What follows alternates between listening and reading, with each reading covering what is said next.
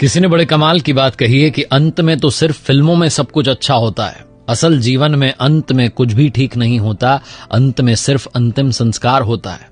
इसलिए जो ठीक करना है वो अभी इसी पल में कर लो। आपके साथ मैं हूं आरजे कार्तिक, माय एफएम से। एक बड़ी छोटी सी कहानी। एक राजा ने अपने दरबार में अलग अलग देश के राजाओं को बुलाया, एक बड़ा उत्सव रखवाया और अपने गुरुजी को भी बुलाया।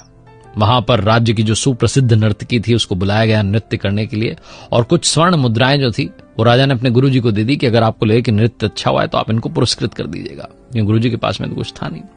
पूरी रात नृत्य चलता रहा और जब सुबह ब्रह्म बेला आई तो ब्रह्म बेला में वो जो तबले वाला था, जो संगीत दे रहा था, वो ऊँघने लगा, उसको नींद आने लगी और नर्तकी नाचती चली जा रही थी। जब उसने देखा कि तबले वाले को नींद आ रही है, ऊँघ रहा है, तो नर्तकी ने अपने तबले वाले को आगाह करने के लिए, सतर्क करने के लिए एक दोहा पढ़ा। और दोहा ये था, घनी गई थोड़ी रही या में पल पल जाए, एक पलक के कारणे यूं ना जन्म गमाए, एक पलक के कारणे यूं ना कलंक लगाए। ये उसने वो दोहा पढ़ा और जैसे ही उसने दोहा पढ़ा वो तबले वाला जो था सतर्क हो गया। वो फटाफट जो है अपने वापस से संगीत की अवस्था में आ गया, बजाने लग गया। और जैसे ही उसने दोहा पढ़ा, जो राजकुमार था वो दौड़ के आया, राजा का जो बेटा था, युवराज था, उसने आकर के अपना जो मुकुट था उस नर्तकी के चरणों में रख दिया, बोला ये तुम्हारे लिए मेरी ओर से। वहीं पर राजकुमारी बैठी हुई थी, राजा की पुत्री बैठी हुई थी, वो दौड़ के आई और एक हार नर्तकी को दे दिया। गुरुजी दौड़े और जाकर के जितने सिक्के थे सोने के उनके पास सब दे दिए, स्वर्ण मुद्राएं दे दी कि लो भैया सारा तुम्हारा।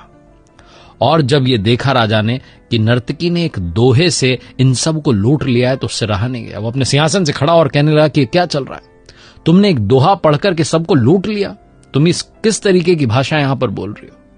तभी राजा के गुरु ने कहा कि राजन आप शांत हो जाइए, मैं आपको बताता हूं कि इसने दोहा क्या पढ़ा है। इसने पढ़ा है कि घनी गई थोड़ी रही या में पल पल जाए, एक पलक के कारणे यूं ना जन्म गंवाए, यूं ना कलंक लगाए। इसके दोहे ने मेरी आंखें खोल दी, इसलिए मैंने सारी स्वर्ण मुद्राएं इसको दे दी। मैं मूर्ख था जो यहां चला आया, आपके कहने पर यहां चला आया और पूरी रात नर्तकी का नृत्य देखता रहा, जबकि पूरी उम्र मैंने साधना की है, भगवान की भक्ति की है, और ये अंत में जो थोड़ा सा रह गया है जीवन, इसमें मैं कलंक लगाने चला था। मैंने सारी स्वर्ण मुद्राएं इनको दे दी। अब मैं कमंडल उठाकर वापस अपनी साधना करने जंगल में जा रहा हूं। गुरुजी वहां से निकल लिए। फिर युवराज ने बताया कि महाराज आप मेरे पिताजी हैं, बूढ़े हो चले हैं, लेकिन आप मुझे गद्दी नहीं दे रहे, अभी भी खुद ही बैठे हुए हैं। तो इसलिए मैं सिपाहियों के साथ मिलकर के आज रात ही आपकी हत्या करने का प्लान बना रहा था, योजना बना रहा था, लेकिन इस दोहे ने मेरी आंखें खोल दी कि घनी गई थोड़ी रही, आज नहीं तो कल मुझे सिंहासन तो मिलने ही वाला है। मैं अपने ही पिता की हत्या का कलंक अपने माथे क्यों लूं। इसलिए मैंने विचार त्याग दिया और अपनी ओर से मुकुट इनको दे दिया। तभी राजकुमारी बोल पड़ी कि पिताजी मेरी उम्र हो चली है शादी की और आप मेरा विवाह नहीं करा रहे हैं। आज ही मैं आपके महावत के साथ भागने वाली थी, लेकिन इस दोहे ने मेरी आंखें खोल दी, घनी गई थोड़ी रही, थोड़ा सा जो है समय बचा है, पिताजी आज नहीं तो कल शादी कराई देंगे। जब राजा ने यह सब सुना तो राजा ने कहा कि बेटा मैं तुम्हें अभी इसी पल इस राज्य का अगला राजा घोषित करता हूं। और बेटी से कहा कितने सारे राजकुमार आए हुए हैं, अपनी पसंद के राजकुमार के गले में वरमाला डाल दो। और उसके बाद राजा ने भी राजपाट त्यागा और जंगल की तरफ साधना करने चल पड़ा। ये सब जब हुआ तो नर्तकी को लगा कि मैंने अपना पूरा जीवन नृत्य में बिता दिया, मुझे भी भगवान का स्मरण करना चाहिए। उसने भी उस दिन से वो काम करना छोड़ दिया।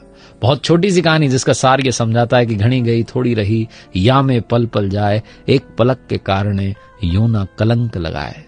थोड़ा सा समय बचा है, सही से इस्तेमाल करना शुरू कीजिए, लाइफ चेंज हो जाएगी। एक बार फिर से वही बात जो अक्सर कहता हूं, कर दिखाओ कुछ ऐसा कि दुनिया करना चाहे आपके जैसा।